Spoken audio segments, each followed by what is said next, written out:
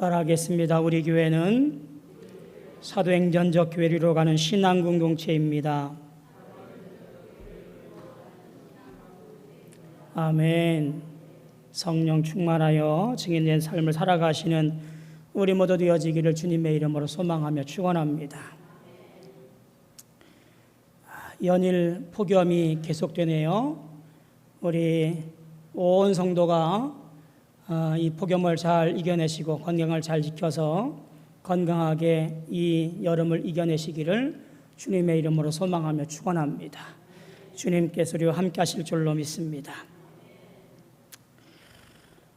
전 세계적으로 전염병이 퍼진 현상을 가리켜서 팬데믹이라고 합니다. 이 현상은 보통 어떤 제한된 지역에서 발병하는 유행병과는 달리 두 개 대륙 이상에서 생겨난 이 전염병들을 부를 때에 팬데믹이라고 부르게 되어집니다. 지금은 두 개 대륙이 아니라 온 세계에 퍼져 있기 때문에 심각하게 그지없는 그런 상황이 지금의 상황이고요. 또 4차 대유행이라고 하지요. 델타 변이 때문에 또 온 세계가 몸살을 앓고 있습니다. 때문에 교회는 다시 비대면으로 예배드리게 되었고 우리는 또 여러 어려움과 그리고 예배에 대한 갈증으로 하루하루를 보내고 있습니다. 영상으로 예배하든 또 제한된 인원으로 교회에 나와서 예배하든 우리가 갈망하면서 주님을 사모할 수 있는 우리 모두 되어지기를 소망하며 축복합니다. 근데 참 안타까운 것은요, 이런 상황 가운데 나는 열심히 스스로를 격리해서 외출을 자제하고 손을 잘 씻고 마스크를 잘 쓰고 이렇게 하는데 나 외에 다른 사람들은 아닌 것 같아서 속상해요. 저런 사람들 때문에 이 전염병이 빨리 끝나지 않을 것 같아가지고 이제 속상한 것 같습니다. 왠지 등 떠밀려서 손해보고 있는 상황 같은 것 같아요. 이런 경우도 있지요. 나는 올바른 길을 가고 있는데 옆에 있는 차가 끼어들어서 사고를 당했을 경우, 왠지 나는 잘하고 있는데 잘못한 사람들 때문에 괜히 내가 손해본 경우, 혹은 나는 선의를 가지고 도와줬는데 내게 피해가 되었을 경우, 이런 경우들 우리는 왠지 나는 올바로 서 있었는데 억지로 구덩이에 빠진 것 같은 상황, 이런 상황들을 전제하고 오늘 말씀을 좀 보면 좋을 것 같아요. 인생의 고비고비마다 우리가 많은 일들을 겪어가면서 내 실수나 잘못이 아니라 누군가에 의해서, 그것이 가까운 사람이든 혹은 아는 사람이든 그런 사람들 통해서 기묘하게 엮이는 상황, 어려움에 빠지는 경우들, 이런 모든 일들을 구덩이에 던져진 모습이라고 생각을 하고 오늘 말씀을 통해서 그럴 때 우리가 무엇을 기억해야 될까라고 하는 것으로 함께 은혜 나누려고 합니다. 오늘 본문의 주인공 요셉과 그의 아버지 야곱 그리고 형제들의 이야기입니다. 편안한 노년을 맞이한 야곱, 그의 말년에 자식들 때문에 겪게 되어지는 일들이 오늘 말씀에 소개되어집니다. 늙음하게 얻은 아들 요셉 때문에, 그것도 사랑하는 아내 라헬을 통해서 얻은 자식이기 때문에 귀하게 여겼던 모양입니다. 그에게 채색 옷을 입히고 늘 곁에서 재롱을 보아가면서 그렇게 지내갑니다. 그러다 보니 다른 형제들에게서 이제 시기를 그리고 미움의 원인이 되어지기도 했던 모습이 야곱과 요셉을 통한 형제들의 관계였습니다. 더욱이 요셉이 눈치가 없었는지 모르겠습니다만 두 번의 꿈 이야기를 형들에게 얘기합니다. 형들의 볕단이 내 볕단에게 절합디다. 또 한 가지는 별과 달과 그리고 해와 달과 그리고 11개의 별들이 내게 절합디다. 뭐 이런 이야기를 하면서 미움을 더 사게 되어지지요. 형제들은 어이없어하고, 그런데 야곱은 이 꿈 이야기를 마음에 담아두었다라는 것이 앞서서 나오는 이야기들 중에 하나입니다.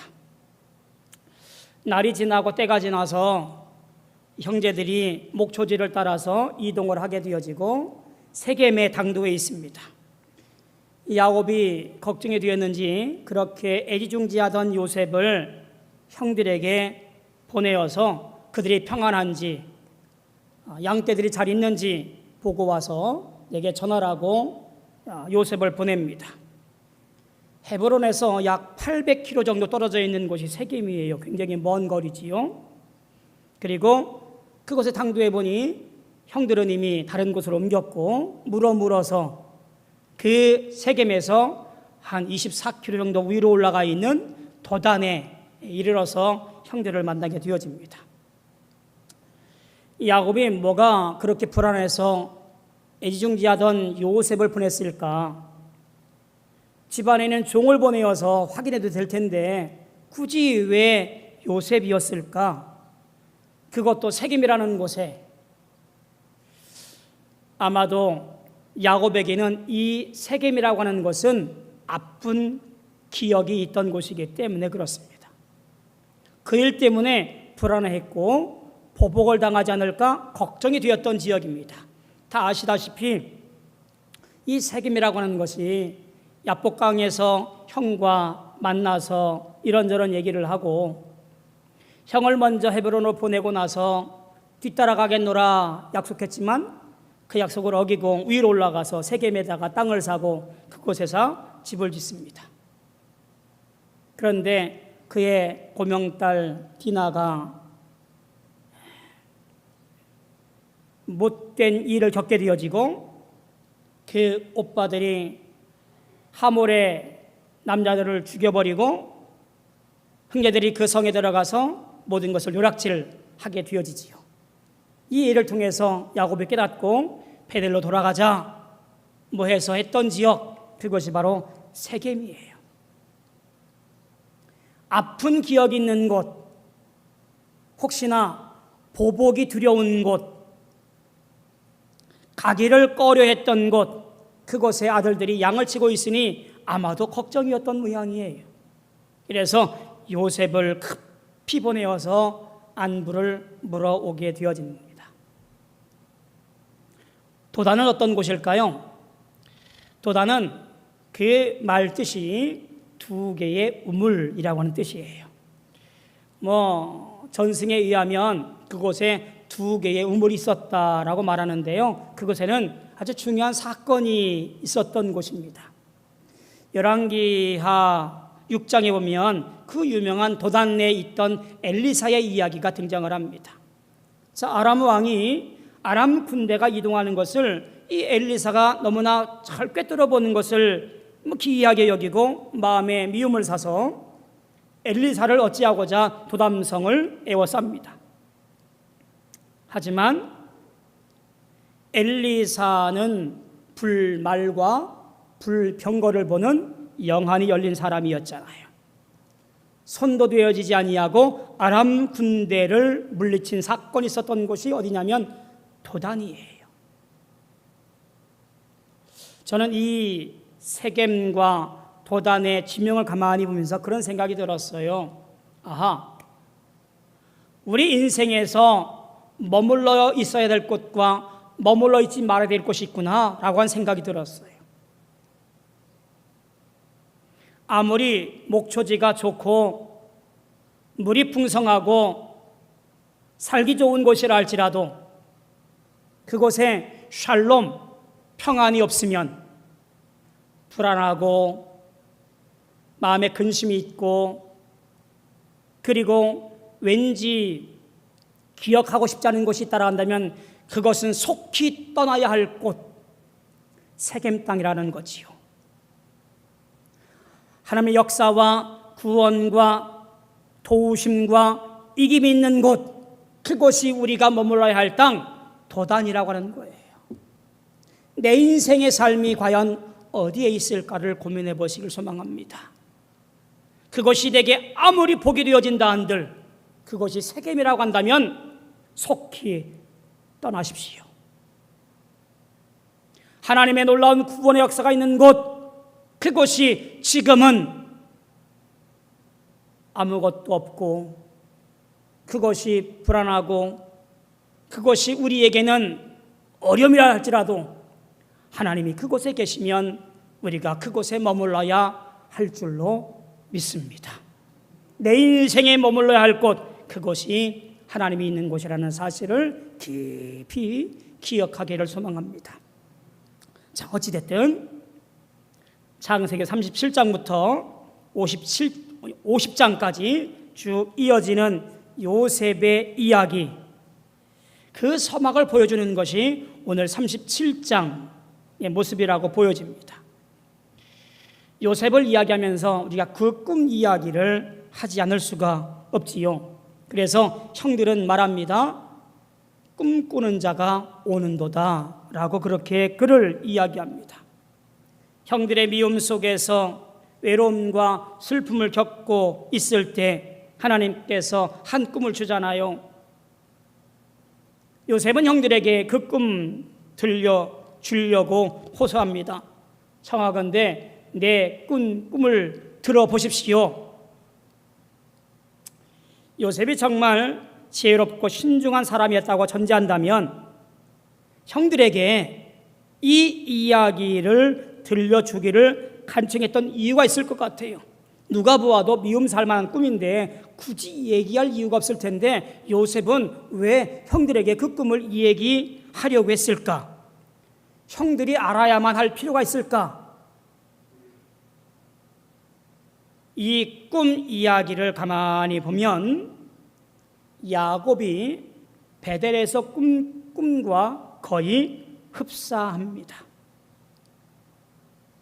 야곱은 이 꿈을 들었을 때에 자기가 꿨던 그 꿈을 하나님께서 들어주셨던 것을 기억하면서 그 마음에 간직했다라고 봐야 됩니다. 요셉도 역시 이 꿈을 알아차렸을 것 같아요. 특별한 무엇인가가 있다라고 그는 느꼈던 것 같습니다. 요셉이 보디발의 집에서 어려움에 처해 있을 때에도 하나님의 시선 앞에 사는 독실한 신앙을 가졌기에 그 어려움들을 이겨냈던 것처럼 그는 이 꿈을 가볍게 여기지 아니하고 어떤 상황에 있든지 간에 그 꿈을 이루기 위해서 애썼던 사람인 것을 볼 때에 그 꿈이 그를 지탱해 준 것 같습니다.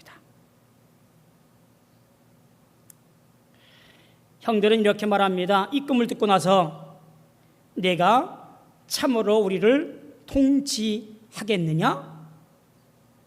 참으로 우리를 지배하겠느냐? 통치와 지배라는 말을 쓰지요.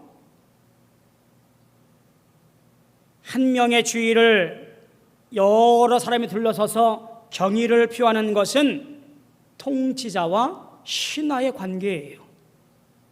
하나님께서 한 명이 다른 사람들보다 더 높이는 것, 그것은 뭐냐면 장자의 경우예요.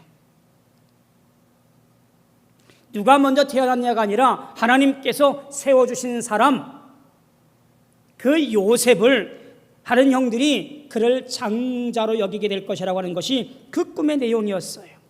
그러다 보니 이 꿈을 형들이 알아야 될 것이라고 아마도 요셉은 그렇게 알았던 모양이에요. 야곱이 받은 축복이 무엇일까요? 창세기 17장 29절에 보니까 백성들이 너를 섬기고 민족들이 내게 절하리니 내가 내 형제들이 주가 되고 내 어머니의 아들들이 내게 절하며 너를 저주하는 자는 다 저주받고 너를 축복하는 자는 복을 받기를 원하노라.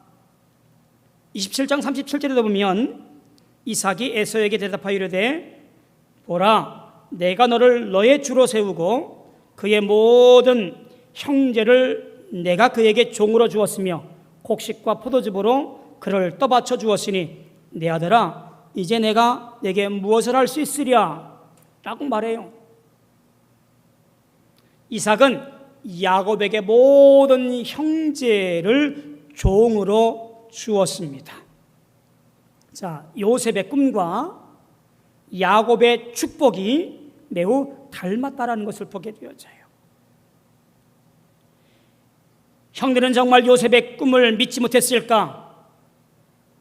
이스라엘인들에게 예수님 말씀을 믿지 못했듯이 그들의 눈이 멀어서 알지 못했을 수도 있겠습니다만 그것이 그들의 모든 것을 빼앗기에 이를 부인했던 것으로 보게 되어집니다. 자, 이런 상황 속에서 지금 형제들이 멀리서 오고 있는 요셉을 먼저 발견한 거예요. 오늘 말씀 20절에 보니까 이렇게 말합니다. 자, 그를 죽여 한 구덩이에 던지고 우리가 말하기를 악한 짐승이 그를 잡아먹었다 하자. 그리고 그의 꿈이 어떻게 되는지를 우리가 한번 보자. 이렇게 모의를 합니다. 이 일을 장남 르벤이 반대해서 죽이지 아니하고 한 구덩이에 던지기로 합니다. 그리고 요셉이 당겼을 때 그의 옷을 다 벗기고 구덩이에 던져버려요.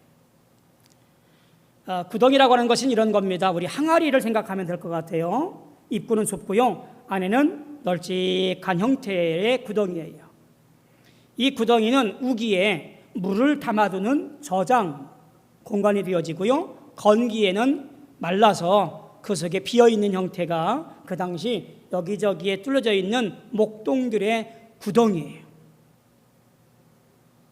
때로는 이 구덩이가 감옥으로 쓰이기도 했다라고 그렇게 전해지고 있습니다. 어쨌든 동생을 구덩이에 던져버린 형들은 요셉이 싸온 음식을 나눠 먹으면서 아마도 동생을 곁에서 바라볼 것을 생각하지 아니하고 그들의 욕심만을 채우고 있었다라고 보게 되어집니다. 그리고 지나가는 상인들에게 넷째 형인 유다가 제안해서 동생을 은 20에 팔아 버립니다. 그리고 팔려서 애굽으로 내려가게 되어지는 일련의 과정이 오늘 말씀과 연계되어지고 있는 요셉의 상황이에요. 저는 이 말씀을 읽어가면서 문득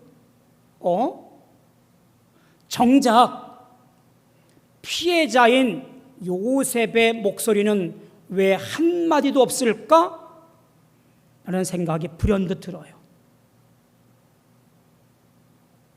형들의 이야기는 난무한데 그저 아버지의 심부름으로 형들의 안부를 묻기 위해서 여기까지 쫓아왔는데, 형들에게 주려고 먹을 것을 싸왔는데 형들은 괘씸하다는 핑계 하나로 동생을 구덩이에 내던지더니 동생을 팔아서 넘기기로 생각하는 이 형들의 아우성은 많은데 왜 요셉의 목소리는 한 군데도 들리지 않을까 하는 생각이에요. 형들 왜 이래? 나한테 어찌 이럴 수 있어? 아버지가 보냈는데. 이렇게 큰 소리 내며 형들에게 살려달라고 애우던 아우성을 펼쳤어야 할 요셉의 목소리가 오늘 읽은 말씀 어디에도 찾아볼 수가 없어요. 마치 도살장에 끌려가는 어린 양같이 그저 눈만 꿈뻑꿈뻑하며 운매소리도 못 내고 있는 그 모습과 흡사 같은 것으로 보여져요.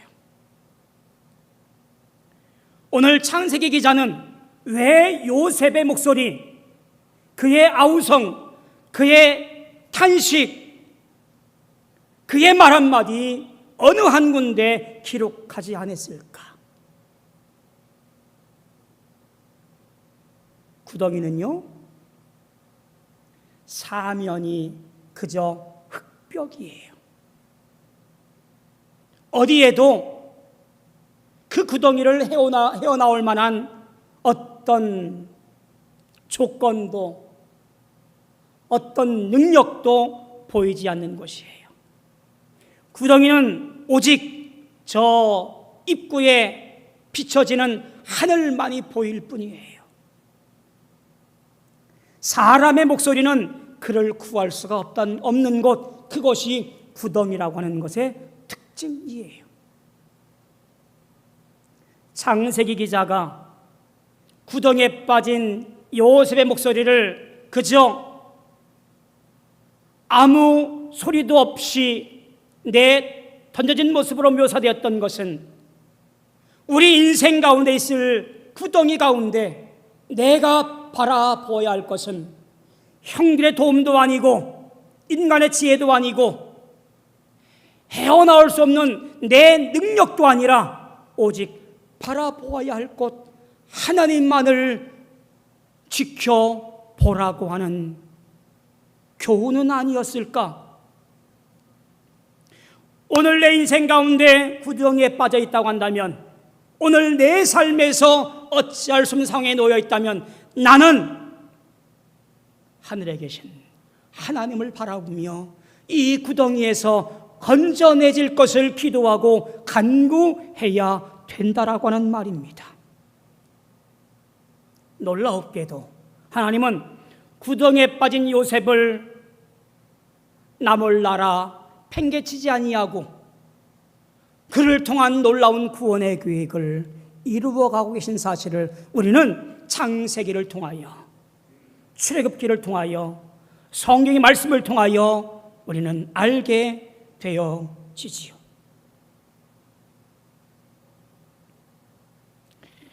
애굽에 종살이 할 때에 이렇게 얘기되어집니다. 창세기 15장 12절 14절에 보면, 하질 때에 아브라함에게 깊은 잠에 임하고 큰 흑암과 두려움에 그에게 임하였더니 여호와께서 아브라함에게 이르시되 너는 반드시 알라 내 자손이 이방에서 객이 되어 그들을 섬기겠고 그들은 400년 동안 내 자손을 괴롭히니 그들이 섬기는 나라를 내가 징벌할지며 그 후에 내 자손이 큰 재물을 이끌고 나오리라 하며 하나님과 아브라함이 언약 순간에 앞으로의 일을 미리 말씀해 주신 것을 우리는 읽게 되어져요. 자, 그 일을 이루시게 한 첫 단추가 뭐냐면 요셉과 그의 구덩이였다라는 사실이에요. 결국 이스라엘 백성들을 구하기 위한 하나님의 놀라운 구원의 섭리와 과정이었다라는 이야기입니다. 요셉이 먼저 애굽에 자리 잡고 그의 식솔들이 70명의 사람들이 고센 땅에 자리 잡았고 430년 동안 250만 명의 사람들이 큰 재물을 이끌고 나오게 되어지는 과정, 그 첫 단추가 어딘가 보았더니 요셉의 구덩이였다라고 하는 거예요. 버림받은 곳, 죽음의 그림자가 드리운 곳, 어느 누구 하나 손을 던져서 건질 만한 어떤 조건도 어떤 형편도 아닌 곳,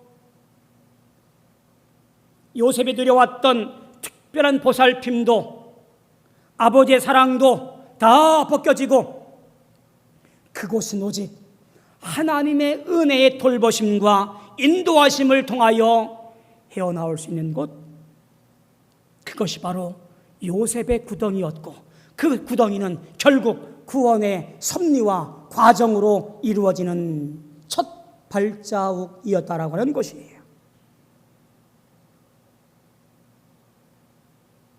우리 인생 가운데 구덩이를 이기신 분이 있지요. 바로 예수 그리스도이십니다.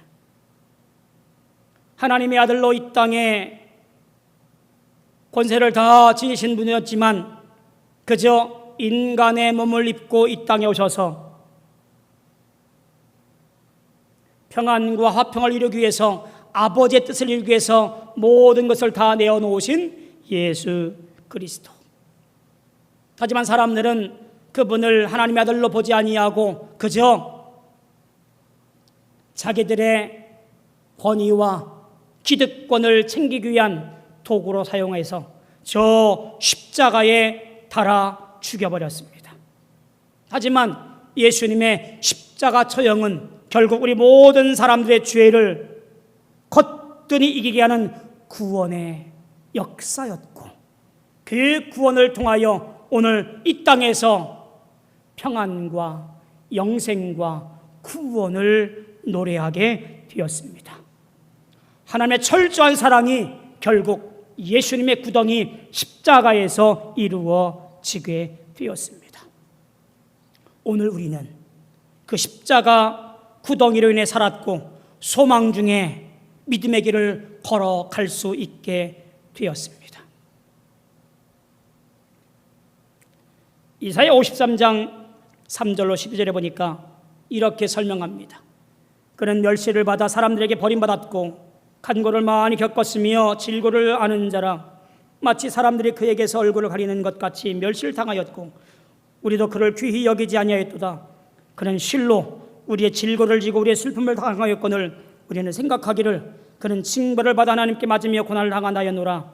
그가 찔림은 우리의 허물 때문이요 그가 상함은 우리의 죄악 때문이라. 그가 징계를 받음으로 우리는 평화를 누리고 그가 채찍에 맞음으로 우리는 나음을 받았도다.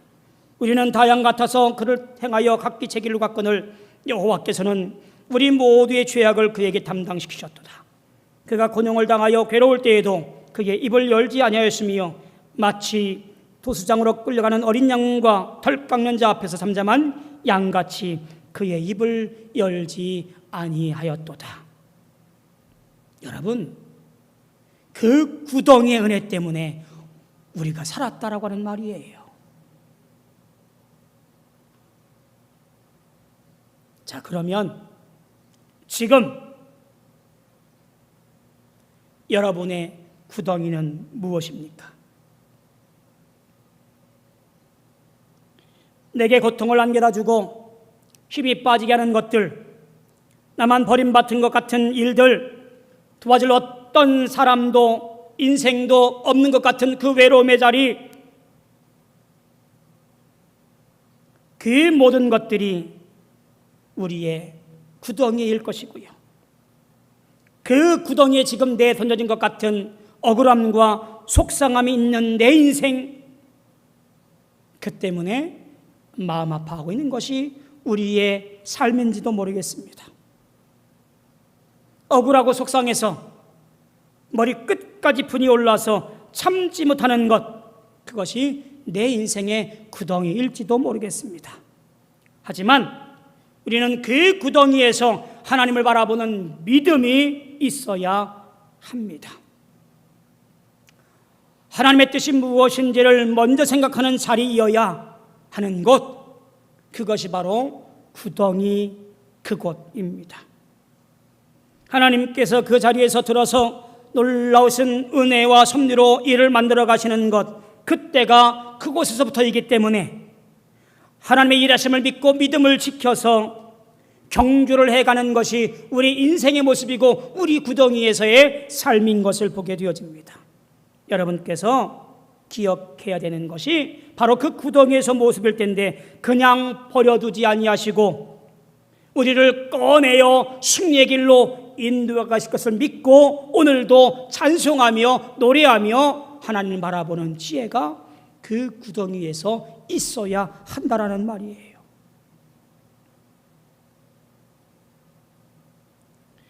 지금 이 팬데믹 상황이, 전염병 상황이 우리에게는 구덩이일 수도 있고요.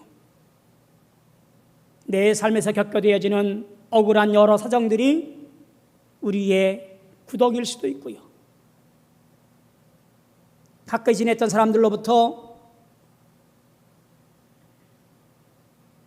원치 않은 일을 당했을지라도 그 구덩이에 빠질 수도 있고요.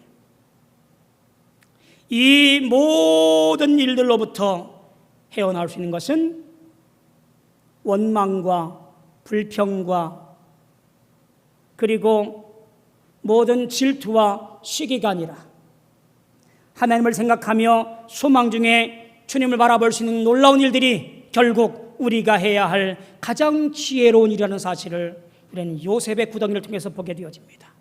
요셉은 바로 이 일을 충실히 했던 사람이고요. 단 한마디 없이 하나님을 기억하며 소망했던 자리가 바로 그의 구덩이였습니다. 사랑하는 성도 여러분, 하나님은 여러분을 한 번도 잊으신 적이 없습니다. 때문에 우리가 어떠하든 우리는 하나님을 소망하며 하나님을 기억하며 그 모든 일 중에 주님의 계획을 따라서 이기시고 승리하시는 우리 모든 성도 되어지기를 주님의 이름으로 소망하며 축원합니다. 기도하겠습니다. 은혜로우신 아버지 하나님, 소망 중에 주님 바라보게 하시니 감사합니다. 많은 일들이 우리에게 있어서 고통과 고난과 어려움이 우리 앞에 있지만 마치 구덩이에 빠져서 아무것도 볼 수 없는 상황인 것 같지만 그때 눈을 들어 하나님 바라볼 수 있는 지혜와 믿음을 허락하여 주시옵소서. 주님 안에서 기쁨을 볼 수 있는 놀라운 축복이 우리 모두에게 임하게 하여 주시옵소서. 예수님의 이름으로 간절히 소망하며 기도하옵나이다. 아멘.